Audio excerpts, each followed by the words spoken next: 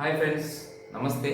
जो इंडिया में बहुत मल्टी स्टोरेज बिल्डिंग जो आते रहते हैं, आप चेन्नई नहीं तो दिल्ली मुंबई देखने से जो मल्टी स्टोरेज बिल्डिंग बहुत ज्यादा रहता है। एक बिल्डिंग के पास दूसरा बिल्डिंग के पास दूसरा बिल्डिंग ऐसे रहता है। ऐसा रहने से हम लोग को जो मामूल में जो हम लोग को एक जो मिलने वाला है, ये जो नहीं मिल रहा है, वो क्या है? आप तो सोचेगा कुछ नहीं, जो हमारा जो हवा, वो मतलब वो जो एयर, जो एयर है ना, एयर ऐसा इधर एक बिल्डिंग है, जो इधर एक बिल्डिंग है, तो ये वाला बिल्डिंग को जो एयर ऐसा आने से ये इधर को नहीं मिलेगा। क्यों बोलने से इधर में एक बिल्डिंग बहुत बड़ा वाला बिल्डिंग रहता है, हाइट वाला बिल्डिंग रहता है। ठीक है, ऐसा रहने से ये वाला बिल्डिंग वाला आदमी क्या करेगा? ठीक है, वो उसको थोड़ा अनकंफर्ट होगा। वो तो सोचेगा ये से लाने के लिए, मतलब ये कारण के लिए भी नहीं है। वो जो हमारा इंडिया का आउटसाइड टेम्परेचर, मतलब एटमॉस्फेरिक टेम्परेचर बहुत ज्यादा है। ठीक है, उसको मीट आउट करने के लिए सभी लोग को जो एसी जो खरीद करके जो डालने के लिए कोशिश करेगा। ठीक है, अगर आप एसी लाने लाने के जाएगा तो आपका मन में क्या आएगा? मतलब latest technology with best efficiency में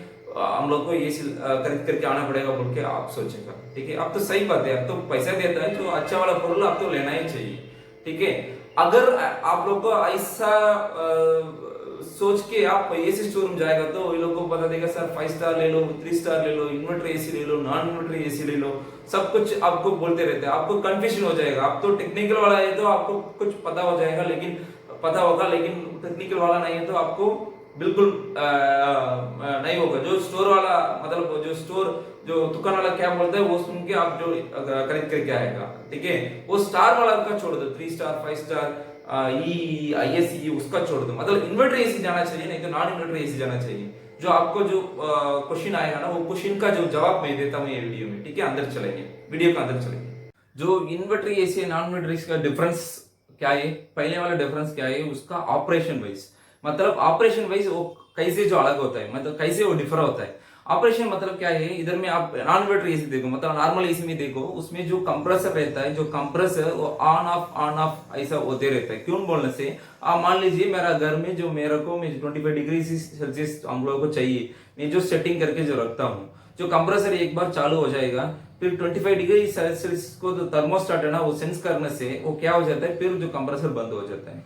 फिर जो काली जो उस टाइम में क्या होता है, काली एवापोरेटर फैन वो चलते रहता है। फिर बाद में जो 25 से फिर 25 डिग्री सेल्सियस जो टेम्परेचर आने से फिर क्या हो जाएगा, फिर कंप्रेसर चालू हो जाएगा, जो हमारा जो कूलिंग टेम्परेचर को 25 डिग्री आने तक।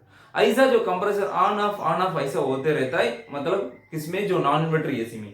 लेकिन इन्वर्टर एसी में ऐसा चीज नहीं है। कंप्रेसर एक ही बार चालू होगा, फिर बाद में क्या हो जाता है, वो मिनिमम स्पीड में जो चलते रहेगा। अगर मेरे को 25 डिग्री सेल्सियस आना चाहिए, वो 26 डिग्री से 25 डिग्री से आएगा, तो फिर मिनिमम स्पीड 5% नहीं तो 10% में ऐसा चलते रहेगा। फिर वो जो बंद नहीं होगा, वो ऑपरेशन क्या है? यही है। मतलब इसमें compressor run at fixed speed, it consume more electricity, but whereas in our inverter AC it run with variable speed and it draws the variable current। Okay, फिर बाद में क्या है? इलेक्ट्रिसिटी। मतलब मैं तो बोला ये जो कंप्रेसर है ना, जो कंप्रेसर वो जो एक बार ऑन ऑफ ऐसे होते रहता है इधर में, किसमें? नॉन इन्वर्टर एसी में। लेकिन इन्वर्टर एसी में क्या है, एक बार ऑन फिर बाद में बंद। इसलिए नॉन इन्वर्टर एसी में जो इलेक्ट्रिसिटी जो बिल है जो कम मतलब ज्यादा आएगा, लेकिन इन्वर्टर एसी में बहुत कम आएगा। लेकिन आप इधर में सोचेगा, साथ तो बोल रहे इधर में ऑन ऑफ ऐसे होता है, लेकिन इधर में क्या है, एक बार ऑन फिर बाद में वो जो चालू पे रहेगा। लेकिन चालू पे रहने से उधर में ये इलेक्ट्रिसिटी बिल आना चाहिए ना, आप सोचेगा। ठीक है, सही बात है।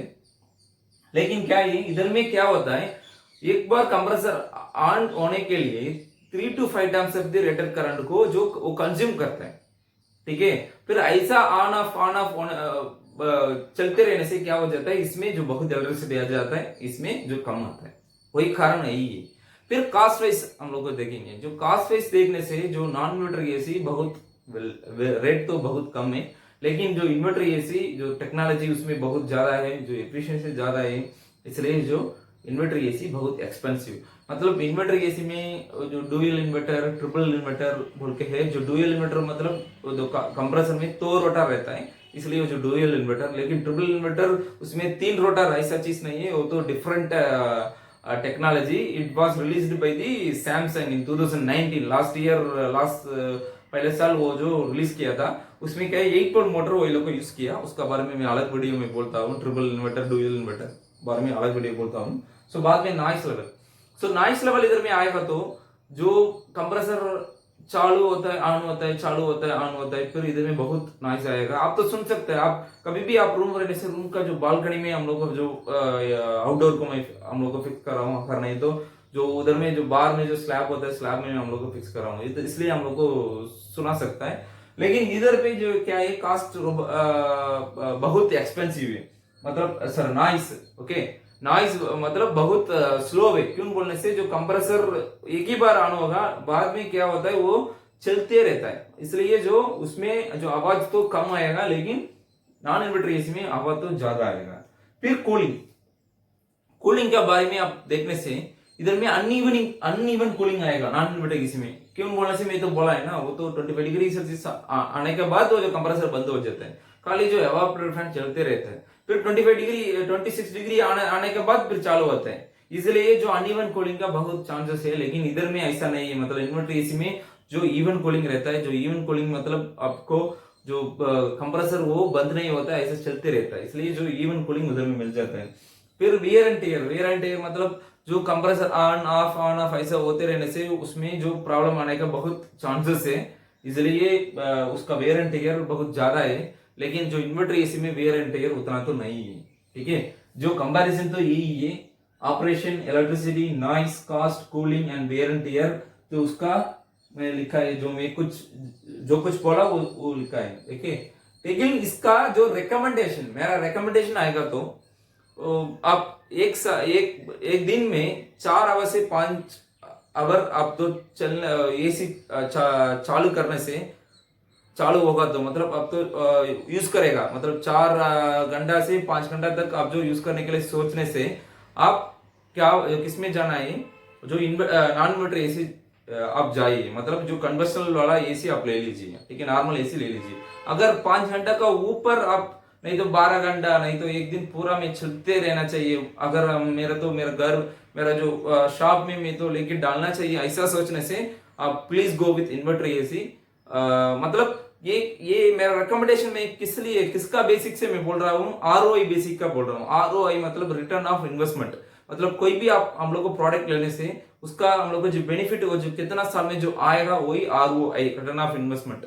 अगर ऐसा चीज में जो चेक करके जो मेरा रिकमेंडेशन इधर में बता दिया, मतलब 4 घंटा से 5 घंटा तक आप जो यूज करने से नॉन इन्वर्टर एसी, 5 घंटा का ऊपर आप यूज करने से जो इन्वर्टर एसी, ठीक है, ठीक है। इसका ये मतलब मैं तो बोला इन्वर्टर एसी जाओ, वो अच्छा बोल के मैं बता दिया, लेकिन उसका स्टार रेटिंग, फिर उसका मतलब फिर ISE सब कुछ हम लोग को देखना पड़ेगा, मतलब Indian seasonal energy efficiency ratio और एनर्जी एफिशिएंसी रेशियो सब कुछ देखना पड़ेगा, उसका बारे में मैं अलग वीडियो में डालता हूँ, ठीक है।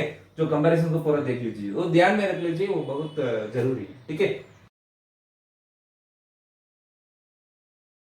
वीडियो में इन्वर्टर एसी मतलब क्या, इन्वर्टर एसी का जो मतलब क्या, उसका डिफरेंस क्या है, उसमें क्या है, अगर मेरा रिकमेंडेशन में भी बता दिया मैं, आप किस में जाना है बोल के मैं बता दिया, मतलब ये तो पर्टिकुलर आदमी के लिए ये वीडियो नहीं है, मतलब इलेक्ट्रिकल वाला मैकेनिकल ऐसा कुछ नहीं है, तो सभी आदमी का जो कॉमन मैन को ये वीडियो जो जाना चाहिए। So keep sharing and keep supporting and thank you for watching my channel, thank you, bye bye.